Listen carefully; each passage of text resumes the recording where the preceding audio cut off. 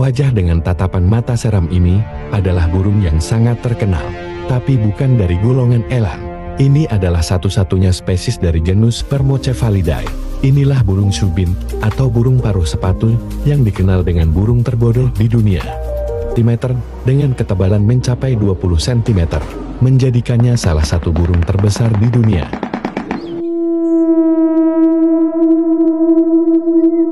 Ukuran kepalanya memanglah besar, tapi tidak dengan otaknya. Reaksinya juga yang paling lambat dari semua jenis burung. Karena itulah, dia dikenal yang terbodoh dari semua burung. Mari kita lihat bagaimana dia berburu ikan. Mata tajamnya mengawasi perairan yang tenang. Siapapun yang melihatnya pasti akan berpikir bahwa dia akan berhasil. Setelah berdiam lama mengamati, dia pun memulai aksinya. Secepat kilat dia menyambar target buruan. Sungguh luar biasa. Bikin geleng-geleng kepala dibuatnya. Sudah berdiam lama mengamati, ternyata itu hanya ranting kayu. Sungguh kebodohan yang nyata. Tidak bisa membedakan mana ikan mana ranting. Karena menangkap ikan hidup itu melelahkan, dia pun mengambil ikan mati, diberikan petugas penangkaran. Tapi lihat cara dia memakan ikan itu. Begitu lama, mungkin butuh waktu 30 menit.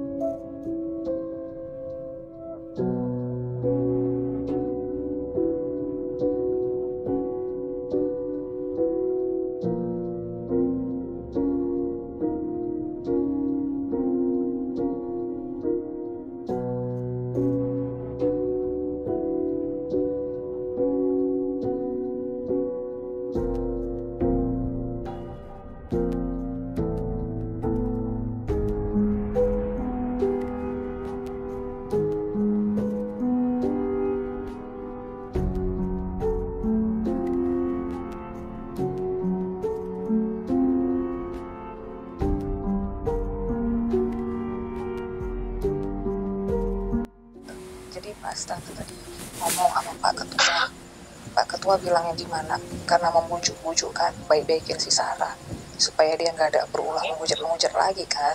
Kemarin juga dia bilang begitu. Iya. Nah, kan tante bilang cara Pak Ketua itu salah, nggak harus begitu. Pak Ketua tuh bukan salah, ya. Tapi Pak Ketua sadari Pak Ketua ini lagi diikat dan diintimidasi. Tante tangkap apa sih yang buruk dari Pak Ketua yang kayaknya Pak Ketua tuh takut banget mau diviralkan? Apa sih? Oh nggak ada Ibu Silvi, katanya. Saya membujuk si Sarah supaya dia, lo nggak begitu caranya, balik lagi ke nggak begitu caranya lo Pak Ketua, salah. Ini Roh Isabel sama Roh Ahab, ini perusak gereja, ini yang mau merusak hamba-hamba Tuhan, anak-anak Tuhan. Ini minta maaf. Terima kasih Ibu Silvi, saya diingatkan, katanya. Saya diingatkan, saya nggak akan lagi deh, nggak akan lagi terima telepon Sarah, nggak akan lagi. Pokoknya mau lagi, pokoknya semua dia udah mau blokir semua, sekalipun ada nomor si Sarah yang baru ya Pak. Dia nggak mau layani lagi. Pak Ketua tuh buka celah, ya. Tapi Pak Ketua sadari, Pak Ketua ini lagi diikat. Oh enggak Ibu Silvi, enggak begitu Ibu Silvi. Enggak saya yang mempertahankan Keisha. Karena Keisha salah satu pejabat di situ. Tapi Tante bilang, tapi Pak Ketua udah buka celah. Pak Ketua udah buka celah. Ini bisa rusak pelayanan. Akhirnya dia bilang, terima kasih Ibu Silvi. Malam hari ini yang kemarin itu jam berapa sih Tante teleponan? Jam 8 sampai jam 9 deh. Terima kasih katanya, malam hari ini dia diingatkan. Ternyata udah katanya, iya mereka berdua kok manusia binasa. Lantas Pak Ketua minta saya untuk doakan mereka apa yang mau saya doain. Dua video saya dengar. Harusnya kan nggak perlu Tante, oh Pak Ketua tuh ngomong begini. Setidaknya dari ucapan Tante, dia tahu, oh Ibu Silvi udah dengar semua ya. Udah dengar semua ya. Kayak pengajaran mereka. Iya, pengajaran mereka Ibu Silvi nggak sesuai dengan firman Tuhan. Kezia tadi sudah banyak ngomong. Jadi Kezia itu berbicara karena memang digerakkan dan karena Kezia tahu itu benar dan memang harus disampaikan. Kalau pesan Tuhan harus disampaikan. Kezia ngomong sama Pak Ketua, apa harus kejadian sama kayak Pak Joshua tuh dulu? Apa harus kejadian sama kayak Ibu Silvi? Sekeluarga tuh sampai anak-anak Bu Silvi tuh dijelekkan, difitnah. Harus kejadian dulu, nanti dibilang Pak Sinode ada ganggu-ganggu dia. Istri nanti dibilang pelacur dan segala macem.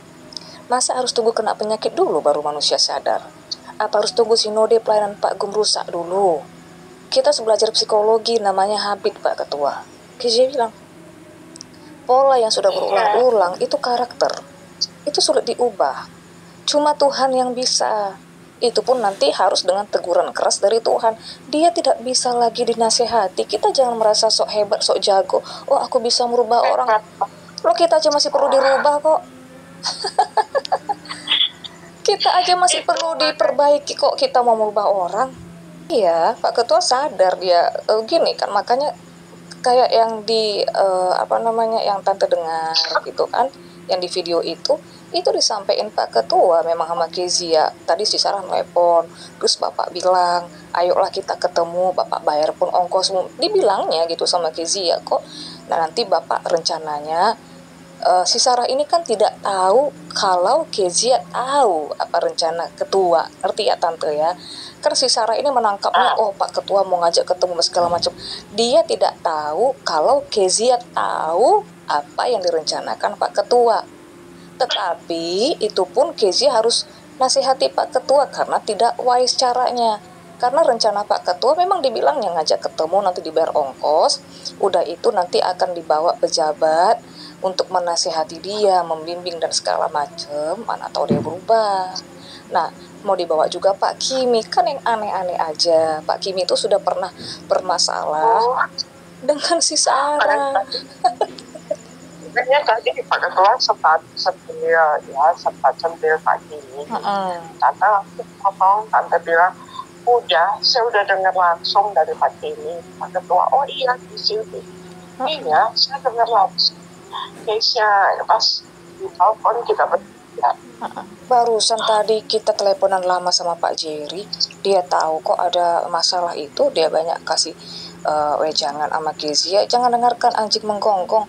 Orang-orang itu memang kalau ada anak Tuhan yang mau maju, itu pasti mereka itu akan ingin selalu menjatuhkan. Kami bahas baptisan kok Tante, di mana ada kewajiban baptisan itu harus diterentangkan, tidak ada itu. Yang penting itu di bawah air, ditenggelamkan. Keji marah sama Pak Ketua, nah nasehatin, sadar kayaknya Pak Ketua ini sadar, karena mungkin begini Tante, ya gini, pengen biasalah kalau misalnya ada orang yang kayak model Sarah ini ya, lagi nggak suka sama seseorang, kalau misalnya kita counter dianggap nanti Pak Ketua ini kayak nampak kali nih memihak Kristi kan begitu. Nah, jadi Pak Ketua ini punya tujuan untuk supaya si Sarah ini ngadem-ngademin dulu lah, ikut aja dulu lah alurnya, ya pura-pura untuk apa kan. Cuman yang masalahnya jadinya hal itu justru dijadikan senjata yang orang lain nggak tahu nanti duduk perkaranya. Kan si Sarah pernah nanya, Opung, kenapa Opung kok sayang kali sama si Kristi itu? Katanya, Opung nggak sayang sama aku, kata si Sarah. Kok kayaknya lebih bela si Kristi itu, kata si Sarah. Ya jadi yang Bapak takutkan, kata Pak Ketua ini, di dalam perspektif si Sarah, ini jangan-jangan Ketua Sinode ini suka ini sama si Kristi, begitu diviralkannya pula nanti kayak si Joshua tuh, dibilangnya Bapak nanti ada suka ada hubungan. Atau yang kedua, nanti nggak suka dia sama Bapak, kalau ditekan kali dibilangnya pula nanti Bapak ada suka sama dia. Hanya dua itu, makanya Kristi nanti kalau misalnya si Sarah itu ada ngomong entah apa, Kristi tolonglah yang handle ya, counter. Iya Pak Ketua, tenang aja kalau masalah itu bilang. Terus ini satu lagi Tante, Keji dapat laporan di rekaman itu dia bilang ada kawannya udah hebat di Medan, serahkan aja, maksudnya gini, pecat aja si Kristi, masukkan aja kawanku ini katanya. Ada di Medan, ada kan? Ada 100 jemaatnya. Iya betul, ada 100 jemaatnya di Medan. Keji bilang sama Pak Ketua, Pak Ketua tuh polos sekali. Pak Ketua ini polos sekali, Keji bilang. Logika saja, nggak usah dulu 100. Di sini ada teman saya pendeta, 40 jemaatnya masih. Dengan 40 jemaat yang dia sudah merintis perjuangannya berdarah-darah, dia sudah gembala di situ. Apa mungkin dia nih yang sudah berjuang merintis gerejanya, dia gembala di situ, pindah gereja ke sinode lain tiba-tiba? Apa mungkin? Ya nggak masuk akal. Masih saja Pak Ketua ini mau dibodoh-bodohi. Sudah berapa kali pernah Pak Ketua dibohongin? Jangan cuma tahu masalah teologi ya, masalah agama. Kita harus punya intelijensia dan logika. Mana mungkin udah 100 jemaat punya gereja sendiri, dia gembala pindah ke sinode lain. Loh, orang dia gembala di situ kok ngapain dia pindah ke sinode lain? Nggak ada angin, nggak ada hujan, nggak ada puting beliung. Nggak berdarah-berdarah dia. Iya, makanya KJ bilang sama Pak Ketua, semua gembala itu harus ada penasehat. Tante ultimatum ke Pak Ketua. Ya, mau pakai Kesia luar. Pak Ketua pilih, kalau terima Sarah sama-sama akan singkirin Kesia. Tuhan akan keluarkan Kesia dari Tuhan yang kita sembahkan, bukan Tuhan yang suka maksa-maksa orang. Bukan malah kalau ngobrol sama Sarah seakan-akan, oh iya saya udah marahin Kesia. Itu caranya itu nggak benar, caranya salah.